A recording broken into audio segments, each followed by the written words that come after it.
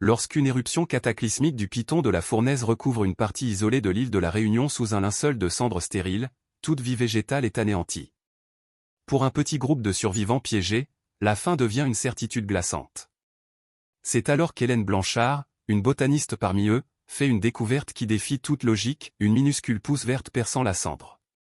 Elle réalise qu'il s'agit d'une espèce de fougère légendaire, que l'on croyait éteinte depuis plus d'un siècle, qui non seulement survit, mais prospère dans ce sol apocalyptique, offrant à son groupe leur unique et fragile espoir de survie. Plongez dans cette histoire de désolation et de renaissance. Si elle vous captive, n'oubliez pas de donner un like et de vous abonner. La journée avait débuté par la symphonie habituelle des Hauts de la Réunion. Le chant aigu du tec-tec se mêlait au bruissement des feuilles de tamarin sous la caresse des alizés.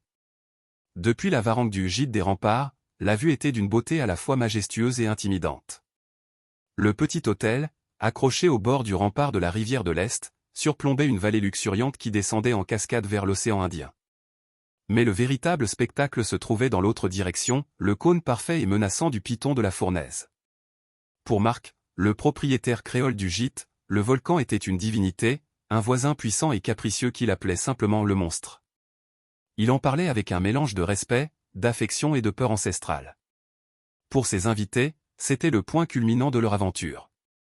Le docteur Hélène Blanchard, botaniste de renommée mondiale de l'Université de Paris, considérait le volcan non pas comme un monstre, mais comme un laboratoire à ciel ouvert. À 58 ans, elle avait consacré sa vie à l'étude des plantes extrémophiles, et les pentes de la Fournaise, avec leurs écosystèmes uniques adaptés au sol volcanique, étaient son paradis. Elle était là pour cataloguer la flore endémique d'une parcelle spécifique, un travail méticuleux qui était la passion de sa vie. Le docteur Samuel Morin, un géologue de Clermont-Ferrand, partageait sa fascination scientifique, mais pour lui, la beauté résidait dans la roche, dans les strates de lave qui racontaient des millions d'années d'histoire géologique. Il voyait l'os, elle voyait la peau. Enfin, il y avait Chloé et Bastien, un jeune couple de métropole, venus pour le frisson du trekking et les photos Instagram. Pour eux, le volcan était une toile de fond spectaculaire, une bête endormie qu'ils étaient venus observer en toute sécurité. Ce matin-là, cependant, la bête donnait des signes d'agitation. Une série de secousses sismiques, faibles mais indubitables, avait fait vibrer les verres sur la table du petit déjeuner. Marc avait haussé un sourcil. Le monstre s'étire, avait-il commenté. Samuel, le géologue, avait sorti une tablette et consulté les données de l'observatoire volcanologique. L'activité sismique en hausse, oui, mais c'est fréquent. Rien d'alarmant pour l'instant. Mais au fil de la matinée, les signes s'intensifièrent. Une odeur de soufre, faible mais persistante, flottait dans l'air. Les oiseaux, d'habitude si bruyants, s'étaient tus. Un silence étrange et lourd s'était abattu sur le paysage. Hélène, qui travaillait sur le sentier en bordure du rempart, sentit une vibration sourde sous ses pieds, une pulsation profonde qui semblait venir des entrailles de la terre. Elle se redressa, scrutant le sommet du volcan. Il semblait calme, mais elle savait que c'était une illusion. L'éruption ne commença pas par une explosion, mais par un murmure. Un grondement sourd et profond qui fit trembler non seulement le sol, mais l'air lui-même. Puis, un spectacle à la fois terrifiant et magnifique se produisit. Le sommet du cône central ne bougea pas. Au lieu de cela, une immense fissure de plusieurs centaines de mètres de long s'ouvrit sur le flanc et du volcan, juste en dessous du cratère Dolomieu. De cette balafre dans la terre jaillit un rideau de feu liquide, une fontaine de lave incandescente projetée à plus de 50 mètres de hauteur. C'était une éruption fissurale, une vision dantesque de la naissance du monde. Des fleuves de lave orange vif commencèrent à dévaler les pentes, suivant les ravines, consumant la végétation dans un nuage de vapeur et de fumée. Mais le plus grand danger ne venait pas de la lave, qui était relativement lente et prévisible. Il venait du ciel. Un panache de cendres volcaniques, d'un noir d'encre, monta à des kilomètres dans l'atmosphère, un champignon atomique au ralenti qui commença à s'étendre, à occulter le soleil, porté par les vents dominant directement dans leur direction. Marc se précipita à l'intérieur, criant à tout le monde de se mettre à l'abri. Le monstre ne s'étirait plus. Il s'était pleinement réveillé. La fureur du volcan dura près de 24 heures. 24 heures passées dans la pénombre du gîte, à écouter le grondement incessant du monstre et le bruit étrange, presque doux, des cendres qui tombaient sur le toit en tôle, un son semblable à une pluie de sable continue. Le panache volcanique avait plongé leur coin de l'île dans une nuit artificielle, un crépuscule apocalyptique à peine percé par la lueur rougeoyante du volcan qui se reflétait sur le dessous des nuages de cendres. Ils étaient coupés du monde. Le téléphone était mort, l'électricité coupée, et la radio ne captait que des grésillements. L'attente était une torture psychologique, une suspension du temps où chaque minute semblait durer 1 heure. Puis, aussi progressivement qu'elle avait commencé, l'éruption se calma. Le grondement sismique s'atténua pour devenir une vibration sourde, puis s'éteignit. Le bruit des cendres sur le toit cessa. Un silence profond, anormal et absolu, enveloppa le monde. Prudemment, Marc ouvrit la porte du gîte. La lumière qui entra n'était pas celle du soleil tropical de la Réunion. C'était une lumière grise, diffuse et faible, comme celle d'un jour d'hiver brumeux en métropole. Le spectacle qui s'offrit à eux était d'une désolation à couper le souffle. Tout, absolument tout, avait disparu sous une épaisse couche de cendres volcaniques gris foncé. Le vert luxuriant de la végétation, le rouge de la terre, les couleurs vives des fleurs, tout avait été effacé. Le paysage était devenu une esquisse monochrome, un monde en niveau de gris. La couche de cendres, fine et poudreuse comme du talc, mesurait par endroits plus de 30 centimètres. Les branches des tamarins ployaient sous son poids, certaines avaient cédé. Le sol était une étendue uniforme de poussière grise. C'était comme s'ils avaient été transportés sur la Lune. Le choc initial fut suivi par une évaluation rapide de leur situation. Marc et Samuel partirent en reconnaissance, s'enfonçant dans la cendre à chaque pas. Leur découverte confirma leur pire crainte. La seule route qui reliait le gîte au village le plus proche avait disparu. Une coulée de lave, maintenant une masse de roches noires et fumantes, l'avait entièrement recouverte, créant une barrière infranchissable de plusieurs mètres de haut. Ils étaient piégés, isolés sur leur promontoire. Leur petit coin de paradis était devenu une île dans une mer de cendres et de lave refroidie. Pour Hélène, la botaniste, la vision était un déchirement professionnel et personnel. L'écosystème qu'elle étudiait, un assemblage unique de plantes qui n'existait nulle part ailleurs sur la planète, avait été littéralement enterré vivant. Elle marcha lentement dans ce nouveau désert, le cœur lourd. Elle toucha une fougère arborescente, ses magnifiques frondes vertes maintenant grises et cassantes sous le poids de la cendre. La plante était morte, étouffée. Chaque pas était une confirmation de la destruction totale. C'était un écocide, une extinction de masse localisée. Le couple de touristes, Chloé et Bastien, était en état de choc. Leur aventure tropicale s'était transformée en un cauchemar de survie. Chloé pleurait en silence, tandis que Bastien tentait de projeter une assurance qu'il ne ressentait manifestement pas. La beauté terrifiante de l'éruption avait laissé place à la laideur monotone de ses conséquences. Et avec cette laideur venait une prise de conscience lente et terrifiante, leur survie n'était plus garantie. La lave et la cendre les avaient coupés du monde extérieur. Mais c'est ce qui se passerait à l'intérieur de leur petit groupe, lorsque les réserves de nourriture commenceraient à s'épuiser, qui allait devenir la véritable menace. Le monstre avait fini de rugir. Maintenant, il allait les regarder mourir de faim, en silence. La première journée dans le monde gris fut consacrée à l'organisation de la survie, une tentative désespérée d'imposer un semblant d'ordre sur le chaos. Marc, en tant que propriétaire du gîte et natif de l'île, prit naturellement le commandement. Son attitude habituellement décontractée et joviale avait disparu, remplacée par un pragmatisme sombre et efficace. « On ne panique pas », annonça-t-il, sa voix résonnant dans le silence du salon. « Les secours viendront. Ils savent qu'on est là. Mais ça peut prendre du temps. Des jours, peut-être une semaine. En attendant, on doit s'organiser. » La première tâche fut l'inventaire des ressources. Les réserves d'eau ne posaient pas de problème immédiat. Le gîte possédait une grande citerne de récupération d'eau de pluie qui était presque pleine. Mais la nourriture était une autre histoire. Marc, Hélène et Samuel firent le tour des placards de la cuisine et de la petite réserve. Le résultat de leur inventaire fut noté par Hélène dans son carnet, sur une page vierge à côté de ses notes sur la flore maintenant disparue. La liste était d'une brièveté alarmante. Quelques kilos de riz, des pâtes, une douzaine de boîtes de conserve principalement des lentilles et des haricots à un peu de farine, du sucre, du café, et quelques fruits et légumes qui ne tarderaient pas à se gâter. C'était tout. Le gîte fonctionnait sur un approvisionnement hebdomadaire, et le camion de livraison aurait dû arriver le jour de l'éruption. Marc fit un calcul rapide. Si on se rationne sévèrement, très sévèrement, on a de quoi tenir 10 jours. 12, si on jeûne un peu. 12 jours. Le chiffre plana dans la pièce, lourd de sens. 12 jours avant que la faim ne devienne leur unique réalité. Bastien, le jeune touriste, tenta de se montrer optimiste. Les secours seront là bien avant. Avec les satellites et tout ça, ils vont nous repérer en un rien de temps. Samuel, le géologue, secoua la tête, son réalisme scientifique impitoyable. Le panache de cendres est encore très dense en haute altitude. Il perturbe les communications et rend le survol en hélicoptère impossible pour l'instant.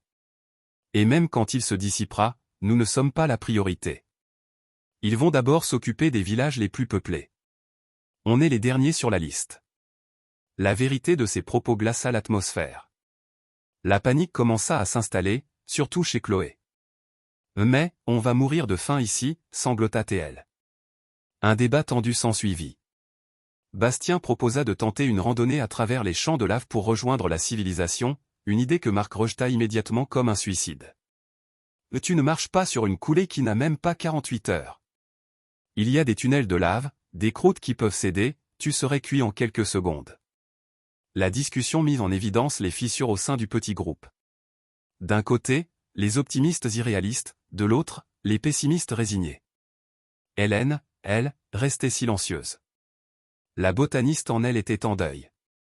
La perte de ce jardin d'Éden unique, de ces espèces qu'elle avait passé des années à étudier, était une blessure profonde. Elle se sentait inutile. Sa science, son savoir, ne servaient à rien dans ce monde minéral. Elle ne pouvait pas faire pousser de la nourriture sur de la cendre. Dans l'après-midi, elle quitta le gîte, incapable de supporter l'atmosphère confinée et tendue. Elle marcha sans but dans le paysage monochrome, son esprit vide. Chaque pas dans la cendre fine était un effort. Elle s'agenouilla, prit une poignée de cette poussière grise et la laissa glisser entre ses doigts. Elle était froide, abrasive, stérile. C'était la fin de tout. Elle observa les squelettes des arbres, les fantômes des fougères. Tout était mort. La vie avait été effacée. Alors que le désespoir menaçait de la submerger, son regard fut attiré par un détail. Le vent, en balayant la cendre, avait créé de petites dunes, des ondulations sur la surface grise. C'était un paysage en mouvement constant, un désert qui se redessinait à chaque rafale. Mais ce n'était pas un désert de sable. C'était un désert de nutriments. Samuel lui avait expliqué la composition de la cendre, riche en silice, en potassium, en phosphore, en oligo-éléments. Tous les ingrédients de base de la vie, mais sous une forme brute, non disponible pour les plantes ordinaires. C'était un sol paradoxal, incroyablement riche et totalement stérile. Un cimetière fertile. Cette pensée étrange resta en suspens dans son esprit alors qu'elle retournait au gîte, sans savoir encore que la clé de leur survie se trouvait précisément dans ce paradoxe. Les jours qui suivirent s'étirèrent en une monotonie angoissante, rythmée par les repas rationnés et la lente érosion de l'espoir. La faim n'était plus une menace abstraite, elle était devenue une présence physique, un creux dans l'estomac et une faiblesse dans les membres. Le groupe parlait peu, chacun enfermé dans ses propres peurs. Les tentatives de Bastien pour capter un signal radio avec un petit poste à manivelle restaient vaines. Le silence du monde extérieur était total. Hélène, pour combattre le désespoir et l'inaction, se força à retourner à sa routine scientifique. Elle ne pouvait pas étudier la vie, alors elle allait étudier la mort. Chaque jour, elle sortait du gîte et parcourait une petite zone, documentant dans son carnet l'impact de la cendre sur les différentes espèces. C'était un travail macabre, une nécrologie botanique, mais cela lui donnait une raison de se lever le matin, un semblant de normalité dans un monde devenu fou. Elle arpentait les pentes grises, son regard de professionnel scrutant le moindre détail. Elle notait comment la cendre, en se compactant avec la rosée du matin, formait une croûte imperméable qui étouffait le sol. Elle observait comment les plantes les plus fragiles s'étaient littéralement désintégrées, tandis que les arbres plus robustes semblaient simplement endormis sous leur linceul. C'était au cours de l'une de ces expéditions, le 5e jour après l'éruption, qu'elle vit quelque chose qui défiait toute logique. Elle explorait un petit ravin abrité du vent, où la cendre s'était accumulée en une couche particulièrement épaisse et où l'humidité semblait s'être maintenue. Ses yeux balayaient machinalement le paysage monochrome quand une couleur la frappa. Une couleur qu'elle n'avait pas vue depuis des jours, une couleur si incongrue dans cet univers gris qu'elle crut d'abord à une hallucination, un tour que son esprit fatigué lui jouait. C'était une minuscule tache de vert. Son cœur s'arrêta. Elle cligna des yeux, s'attendant à ce que la tache disparaisse. Mais elle était toujours là. Oubliant sa fatigue, elle se précipita presque, glissant dans la cendre meuble, jusqu'à l'endroit exact. Elle s'agenouilla, son souffle court. Ce n'était pas une illusion. Perçant la croûte de cendre grise, une petite pousse verte, pas plus grande que son petit ongle, s'élevait vers la lumière blafarde. Elle était enroulée sur elle-même, en forme de crosse, la forme caractéristique et indubitable d'une jeune fronde de fougère. Une fougère. Vivante. Ici, c'était impossible. Toutes les fougères de la région, elle les connaissait par cœur. Aucune d'entre elles n'aurait pu survivre, et encore moins germer, dans ces conditions. Les spores auraient dû être étouffés, brûlés, anéantis. Elle sortit sa loupe de botaniste de sa poche et examina la pousse avec une attention fébrile. La texture était étrange, légèrement cireuse. La couleur était d'un vert intense, presque lumineux, comme si la plante irradiait sa propre vitalité. Et surtout, elle ne la reconnaissait pas. Elle ne correspondait à aucune des espèces qu'elle avait répertoriées. Pourtant, quelque chose dans sa forme, dans la manière dont la crosse se déroulait, déclencha une réminiscence dans son esprit. Ce n'était pas un souvenir de terrain, mais un souvenir de lecture. L'image d'une planche botanique dans un vieux livre, une illustration jaunie d'une espèce rare. Elle resta là, à genoux dans la cendre, pendant un long moment, fixant la petite pousse verte. Autour d'elle, le silence et la désolation régnaient. Mais à ses pieds, cette minuscule manifestation de vie était une anomalie, une exception qui remettait en question toutes les règles de la botanique qu'elle connaissait. Ce n'était pas seulement une plante. C'était une question, un mystère qui exigeait une réponse. Pour la première fois depuis l'éruption, ce n'est pas le désespoir qu'elle ressentit, mais une bouffée d'excitation intellectuelle intense. L'instinct du scientifique venait de prendre le pas sur l'angoisse du survivant. Elle devait savoir ce que c'était. Hélène retourna au gîte dans un état d'agitation fébrile, la vision de la petite pousse verte gravée dans son esprit.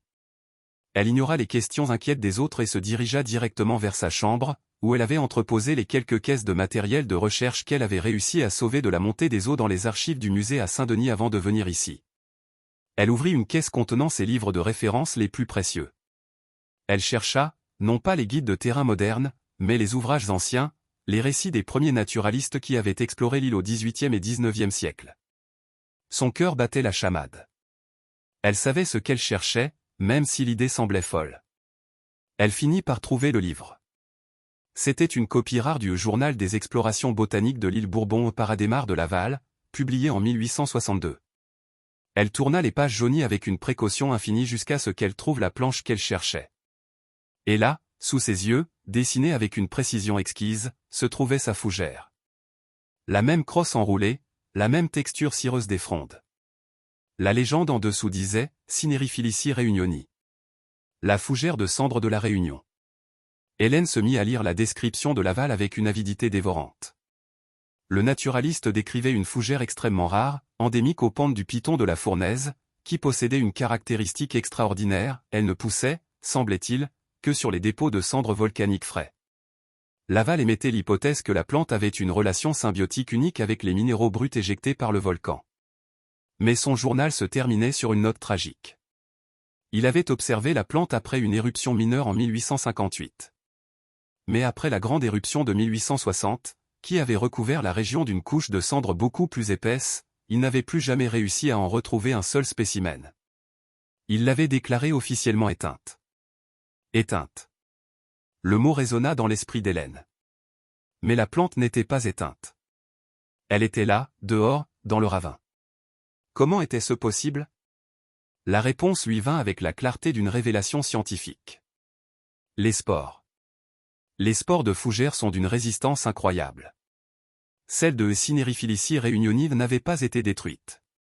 Elles étaient restées dormantes dans le sol, pendant plus de 160 ans, attendant patiemment le retour des conditions exactes nécessaires à leur germination.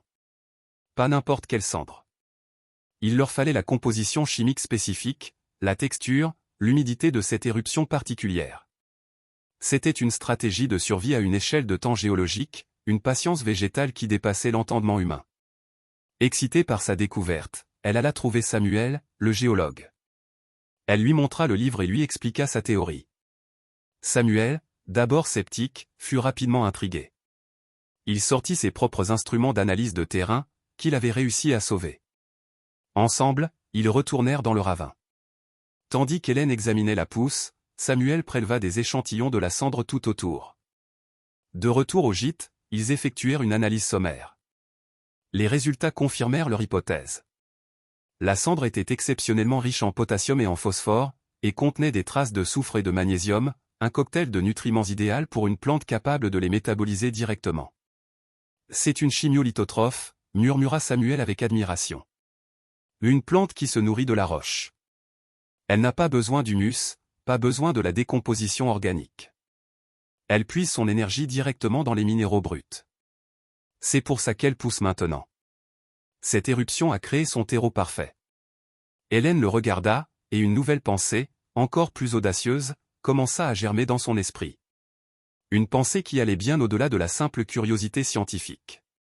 Cette plante, cette survivante de l'Apocalypse, ne se contentait pas de vivre de la cendre. Elle prospérait là où rien d'autre ne le pouvait. Elle transformait la mort en vie. Et si elle était comestible? La description de l'aval ne mentionnait rien à ce sujet. C'était un territoire inconnu. Mais dans leur situation désespérée, cette fougère légendaire, cette relique du passé, ne représentait plus seulement une découverte botanique majeure. Elle représentait peut-être leur seule et unique chance de survie. L'annonce de la découverte d'Hélène fut accueillie par le groupe avec un mélange de scepticisme et d'une lueur d'espoir fragile. Une plante qui pousse sur la cendre? Une espèce disparue? Cela ressemblait plus à une histoire fantastique qu'à une solution concrète à leur fin grandissante. Vous êtes en train de nous dire qu'on va manger une fougère préhistorique, demanda Bastien, son ton oscillant entre l'ironie et l'inquiétude. Et comment savez-vous qu'elle n'est pas toxique? C'était la question cruciale, celle qui pesait sur tous les esprits. La nature, et particulièrement la flore d'une île aussi isolée que la Réunion, était pleine de pièges. De nombreuses plantes magnifiques étaient mortellement toxiques. Manger une espèce inconnue, que même une experte comme Hélène ne connaissait que par les livres, était un pari immense. Hélène comprit leurs craintes. En tant que scientifique, elle ne pouvait pas leur donner une certitude à 100%. Elle ne pouvait se baser que sur des déductions. La plupart des fougères comestibles appartiennent à des familles spécifiques, expliqua-t-elle, avec le calme d'un professeur donnant un cours. La morphologie de celle-ci, la structure de ses frondes, la rapproche de la famille des Dryopteridacées, qui contient de nombreuses espèces comestibles. De plus, les plantes qui se développent dans des environnements aussi extrêmes investissent généralement leur énergie dans la croissance et la reproduction, pas dans la production de toxines complexes qui servent de défense contre les herbivores, lesquels sont de toute façon absents de cet environnement. Son explication était logique, rationnelle, mais elle ne suffisait pas à apaiser la peur viscérale de l'empoisonnement. Elle savait qu'il n'y avait qu'un seul moyen de les convaincre, un seul moyen de transformer cette hypothèse scientifique en une certitude pratique. Elle devait suivre le protocole universel de test de comestibilité, une série d'étapes que tout botaniste ou survivant connaît. Mais elle décida de prendre un raccourci, un risque calculé basé sur sa confiance en sa propre science. Elle allait être le cobaye. Il n'y a qu'une façon de le savoir, annonça-t-elle au groupe silencieux. Je vais la tester moi-même. Malgré les protestations de Marc et Samuel, sa décision était prise. Elle retourna au ravin, qui commençait déjà à se parer de plusieurs autres petites pousses vertes. Elle récolta avec soin une seule jeune fronde, pas plus grande que son doigt. De retour au gîte, sous le regard anxieux des autres, elle prépara la fougère. Elle la fit bouillir longuement dans l'eau de la citerne, une précaution pour neutraliser d'éventuelles toxines ou enzymes irritantes. L'odeur qui s'en dégagea était surprenante. Une odeur verte, fraîche, avec une note minérale presque métallique. Une fois la fronde cuite, elle la sortit de l'eau. Le moment de vérité était arrivé. Elle prit une toute petite bouchée de la pointe de la fronde. La texture était croquante, agréable. Le goût était unique. Légèrement amer, comme l'asperge, mais avec un arrière-goût terreux et salé, un goût de minéraux, un goût de volcan. Elle ne mangea que cette petite quantité. Maintenant, il faut attendre, dit-elle. La règle est de 8 heures. Si je n'ai aucun symptôme nausée, crampes, vertige d'ici là, le test sera concluant. Les 8 heures qui suivirent furent les plus longues que le groupe ait jamais vécues. Ils observaient Hélène, scrutant le moindre signe de malaise. Mais elle resta parfaitement calme, lisant, prenant des notes, comme si de rien n'était. 8 heures passèrent. Puis 9. Rien. Hélène se leva. C'est bon, dit-elle avec un sourire fatigué mais triomphant. L'aile est comestible. Un immense soupir de soulagement parcourut le petit groupe, brisant la tension comme une vague. C'était plus que de la nourriture. C'était l'espoir. C'était la survie. Le soir même, ils organisèrent leur première véritable récolte. Ils retournèrent au ravin en procession silencieuse. Ce n'était plus un simple ravin, c'était leur champ, leur jardin secret. Ils récoltèrent les jeunes frondes avec un soin infini, en laissant suffisamment pour que les plantes puissent continuer à croître. Ce soir-là, pour la première fois depuis l'éruption, ils mangèrent à leur faim. La fougère bouillie, simplement assaisonnée avec le peu de sel qui leur restait, était le meilleur repas de leur vie. C'était le goût de la survie. Un goût de cendre, de roche et de vie renaissante. En regardant les visages de ses compagnons, illuminés par la lueur d'une bougie, Hélène sentit une émotion profonde. Sa science n'avait pas seulement permis une découverte botanique majeure. Elle venait de nourrir son prochain. Elle venait de les sauver. La découverte de la fougère de cendre transforma radicalement la dynamique du groupe et leur perception de l'environnement. Le paysage gris, qui avait été un symbole de mort et de désolation, devint leur garde-manger, leur source de vie. Le désespoir laissa place à une routine organisée, entièrement centrée sur cette ressource miraculeuse. Chaque matin, Hélène et Samuel partaient en expédition, non plus pour documenter la mort, mais pour chercher de nouvelles pousses. Ils découvrirent que la fougère n'était pas confinée au premier ravin, mais qu'elle apparaissait dans d'autres zones abritées où l'humidité s'était accumulée. Ils cartographièrent ces champs, leur donnant des noms, le ravin de l'espoir, le plateau du festin. C'était leur jardin de l'apocalypse. Marc, avec son sens pratique, organisa les corvées. La récolte était effectuée avec un soin méticuleux pour ne pas épuiser les plants. Chloé et Bastien, qui avaient été les plus prompts à paniquer, trouvèrent un but dans des tâches simples, le transport de l'eau, le nettoyage des frondes, la surveillance des plants les plus jeunes pour les protéger du vent qui pouvait les dessécher. Ils devinrent des experts de leur unique aliment. Hélène, en tant que botaniste, supervisait la culture. Elle leur apprit à ne cueillir que les crosses encore enroulées, plus tendres et moins amères, et à laisser au moins la moitié des frondes sur chaque plante pour assurer sa photosynthèse et sa survie. Ils apprirent à la cuisiner de différentes manières pour varier les plaisirs. Bouillie, elle ressemblait à l'asperge.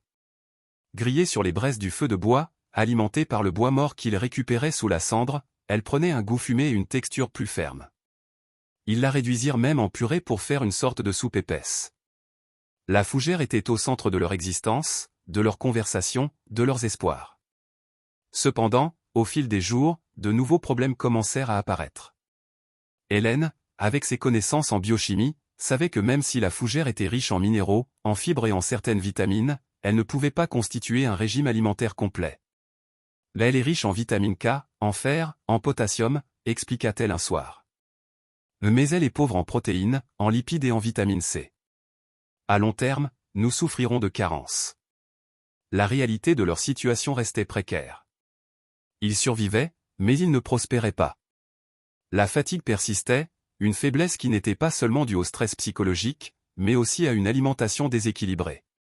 De plus, ils n'avaient toujours aucun moyen de contacter le monde extérieur.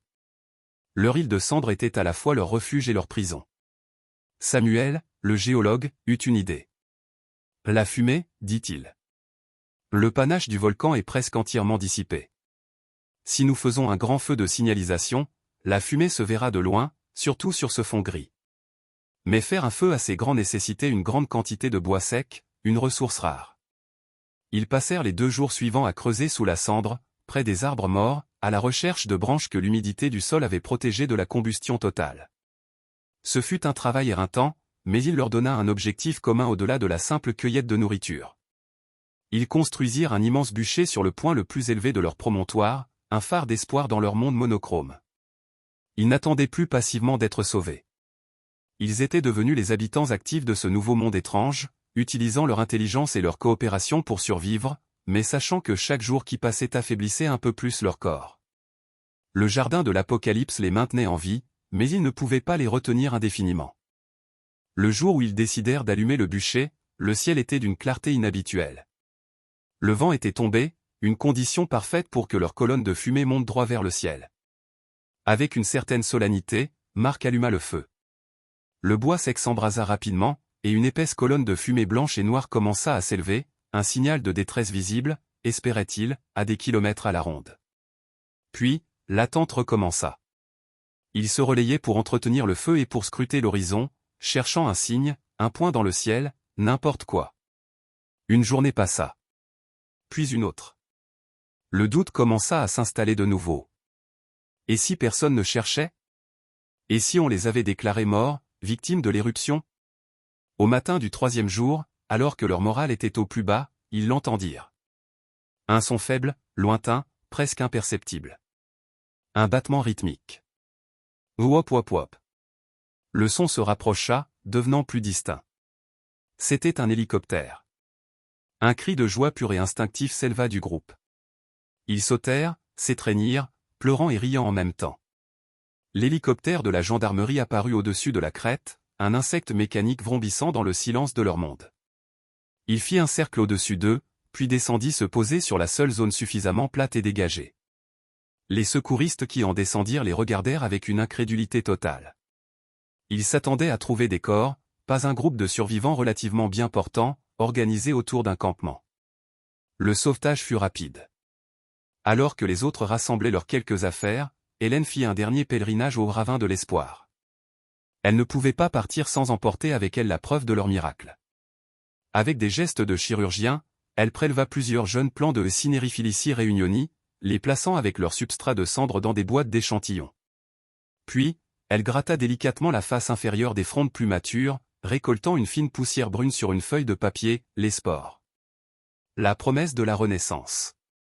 De retour à la civilisation, l'histoire de leur survie devint une légende. Mais pour Hélène, le plus important n'était pas l'aventure humaine, mais l'histoire de la fougère. Sa redécouverte fit l'effet d'une bombe dans le monde de la botanique.